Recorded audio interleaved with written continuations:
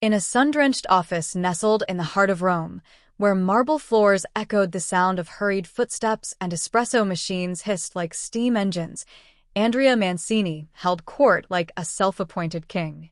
With his tailored navy suit and a smirk that rarely left his face, he was the kind of man who believed charm was currency and confidence was armor. Every lunch hour became a stage. He leaned back in his leather chair, tossing stories into the air like confetti. "I could win the heart of any woman in this city," he declared one Tuesday afternoon, his voice filled with lazy arrogance. "Give me 5 minutes, and even the coldest heart melts." The team around him exchanged glances. Some rolled their eyes. Others chuckled, indulging him like one might a child playing grown-up. But not Luca. Luca Romano, quiet and observant, sat across the room sipping his ristretto. He was Andrea's opposite in every way. Where Andrea boasted, Luca measured. Where Andrea chased applause, Luca watched the silence. And today, Luca had heard enough. He stood slowly, placed his cup down, and walked over with calm precision. "You really think so?" Luca said, not as a question but as a quiet challenge. Andrea grinned. "Without a doubt." "Then let's test that confidence," Luca said. "I'll introduce you to someone. A woman you won't forget. If you're as smooth as you say, she'll be yours." Andrea's eyes sparkled with mischief. "You're on." The room buzzed. Chairs creaked as people leaned in, sensing something different in the air. A bet had been made. Not with money, but with pride. Luca walked away without saying more, but there was a glint in his eye that Andrea couldn't quite place. As though the real game had already begun.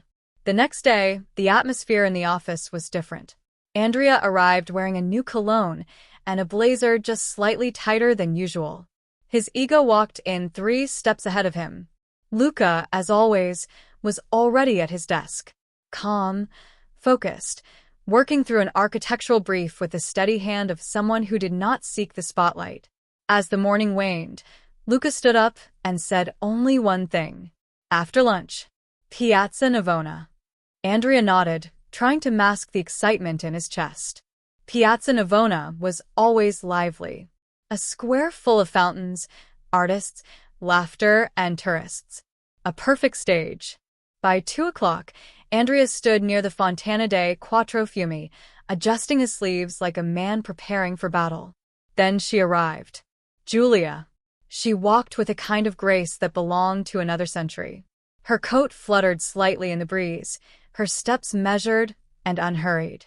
Long, dark hair, eyes sharp as obsidian. There was no perfume, only the scent of rain and confidence. "This is Andrea," Luca said, stepping aside. Giulia extended her hand politely. Andrea took it, but his usual lines evaporated before they reached his tongue. "Pleasure," she said, her voice low and direct. "Luca has told me nothing." She smiled. Not warmly, not coldly, just enough to disarm him. Andrea chuckled. "Then I have a lot to explain." "Let's hope you're interesting enough to try," she replied, turning towards a nearby cafe without waiting for him. Andrea shot Luca a look.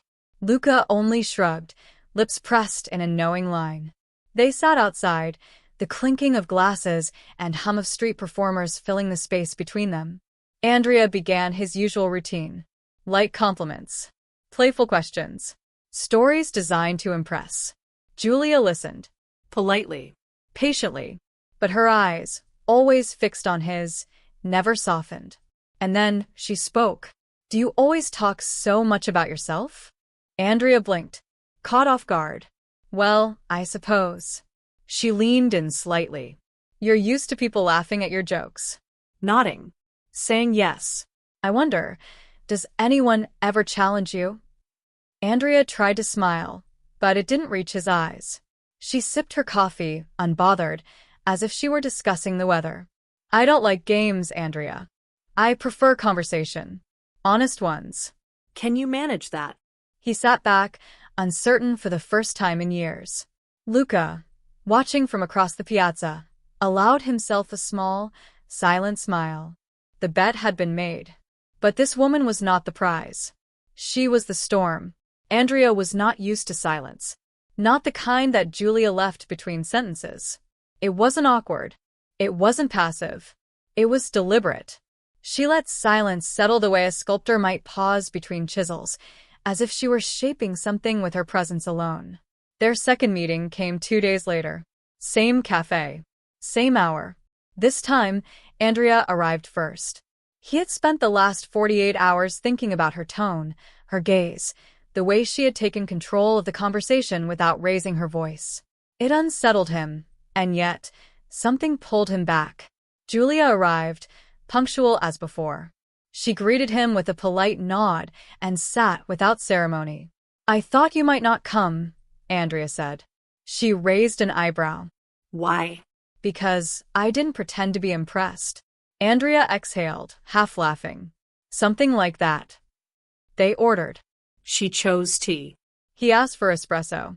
"You know," he said, stirring the sugar into his cup, "most women I meet try very hard to be liked. You don't." Julia looked at him, unblinking. "Why should I?"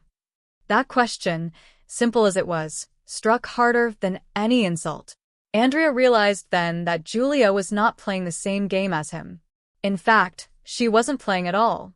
"Tell me something real, Andrea," she said suddenly. "Not polished. Not pretty. Just real." Andrea hesitated. He could talk about his yacht weekends, his family's wine estate, or his invitation to last year's gala at the Capitoline Museums. But none of it seemed relevant anymore. "My father left when I was 12, he said quietly. "No note. No goodbye. Just gone." Julia nodded once. "Better." He blinked, surprised by his own honesty. No one had asked for that in years. The conversation turned slowly. She asked questions not to pry, but to understand. He responded without trying to impress. For the first time in a long time, Andrea felt like he was being seen, not just watched. As they walked out of the cafe, the light in the piazza had softened. Evening was approaching. Street lamps flickered on above them. Julia paused. "You're not boring, Andrea. But you try too hard to be interesting. That's exhausting to watch." Then she turned and walked away, disappearing into the Roman crowd like a shadow swallowed by dusk. Andrea stood still, the weight of her words pressing into his chest. He wasn't sure if he had just been insulted or taught something. Either way, he wanted more. The next time Andrea saw Julia, it was unplanned. He had been walking near the Spanish Steps, lost in thought, when he spotted her sitting on a low stone wall beside an old bookseller. She wasn't wearing makeup. Her hair was loosely tied. She was reading a worn paperback with the kind of attention that made the world vanish around her. Andrea almost walked away. He wasn't ready, but his feet disobeyed him. "Didn't take you for the romantic novel type," he said, hands in his pockets. Julia looked up. "It's not romantic. It's existential." "Even better," Andrea replied, half smiling. She scooted slightly, offering space beside her without invitation. He sat. The silence returned, but now it felt less like a challenge and more like a shared language. "You know, Luca didn't tell me much about you," she said after a while. "Because there isn't much to say," Andrea answered. Or maybe because what he could say wouldn't sound very flattering. Julia closed her book. "You're changing. But I don't think you realize it yet." Andrea didn't respond. For once, he didn't need to. As they sat watching the slow movement of clouds above the dome of Trinita dei Monti, he wondered whether the change had started with her, or whether she had simply been the mirror he'd never dared look into. That weekend, Andrea did something uncharacteristic. He visited his mother. They hadn't spoken much in recent years. Not because of any particular fight, but because silence had simply grown like ivy between them. She lived in a quiet flat near Testaccio, surrounded by dusty shelves and photo frames with fading faces. "You look tired," she said, serving him coffee. "I've been thinking," Andrea replied. She looked at him suspiciously. "That's dangerous for you." He smiled. But it didn't last. "Do you remember when Papa left?" His mother's face tightened, then softened. "I remember you stopped asking questions." Andrea sipped his coffee, eyes fixed on the window. "I thought if I didn't talk about it, it wouldn't hurt. But it always does," she said gently. We just carry it differently. That night, Andrea walked home through streets washed with golden lamplight, wondering how many of his habits were just walls he'd built around an unanswered goodbye. Back at the office, people noticed. Andrea was quieter, less eager to dominate conversations. He still dressed sharply, still carried himself like a man who knew the city, but there was something softer in his edges. Luca noticed it first. "You've been tolerable lately," Luca teased. Andrea chuckled. "I take that as a compliment. Should I assume Julia is responsible?" Andrea looked at his friend, then nodded slowly. "She doesn't let me hide." Luca placed a hand on Andrea's shoulder. "That's rare. Don't waste it." Later that evening, Andrea and Julia met again. This time she brought him to a quiet gallery tucked behind a church courtyard. It was nearly empty, lit only by soft, ambient lamps. She stood in front of a canvas depicting a crumbling Roman statue, fractured down the center. "Beautiful, isn't it?" she whispered. Andrea looked at the broken marble figure. "It's destroyed." Julia shook her head. No. "It's honest." Andrea didn't know whether she was talking about the sculpture or about him. Maybe both. One evening, Andrea invited Julia to his apartment. It was elegant, filled with polished surfaces and curated art. Everything in place. Everything precise. Too perfect. Julia walked through the rooms without commenting. Then she stopped. "Do you actually live here?" she asked. Andrea laughed. "I sleep here." She turned to face him. "But do you live here?" The question caught him off guard. Again. Later, over wine, they sat on his balcony, overlooking the Tiber. "I used to think being impressive meant being unreachable," Andrea confessed. "That if people couldn't touch you, they couldn't hurt you." Julia looked at him, serious now. "And what changed?" "You did." The words felt strange leaving his mouth, too sincere, too exposed. But Julia didn't mock him. Instead, she leaned closer. "You're getting there," she said softly. "Just don't stop." The next day, Andrea didn't show up to work. Luca received a short message. "Need time." Tell them I'm fine. But he wasn't. Andrea had received a letter. It was short. It was from his father. 15 years of silence, broken with one page and a signature that barely looked familiar. The man wanted to meet. Andrea didn't know whether to burn the letter or keep it under his pillow. That night, he called Julia. "I need you," he said simply.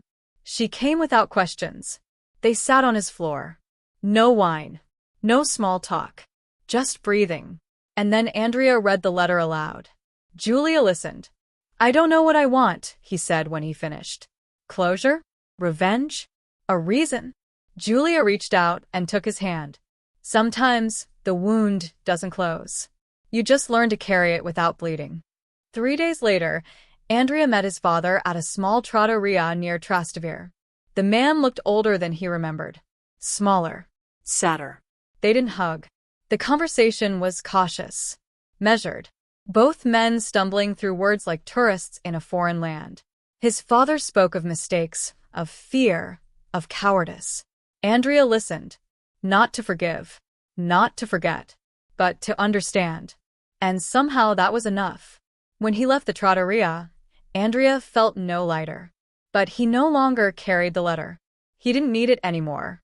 That night, he went to Julia's. She opened the door, already knowing. Andrea didn't say much. He just kissed her. Gently. Slowly. And for the first time, he didn't feel like he had to win anything. Weeks passed. The city shifted into summer, with sunlight pouring through alleyways like honey. Andrea and Julia walked hand in hand through Roman gardens, no longer testing each other, no longer hiding behind armor. At work, Andrea was different. Still sharp, still ambitious. But no longer hollow. One evening, as they sat on the rooftop of a quiet hotel, Julia looked at him and said, "You know, I wasn't supposed to like you." Andrea smiled. "I wasn't supposed to need you." They watched the skyline. The domes. The ruins. The lives built over centuries of collapse and rebirth. She rested her head on his shoulder. And for the first time in his life, Andrea Mancini, the man who once believed he could conquer any woman, found peace not in winning, but in surrendering. To love. To truth. To himself.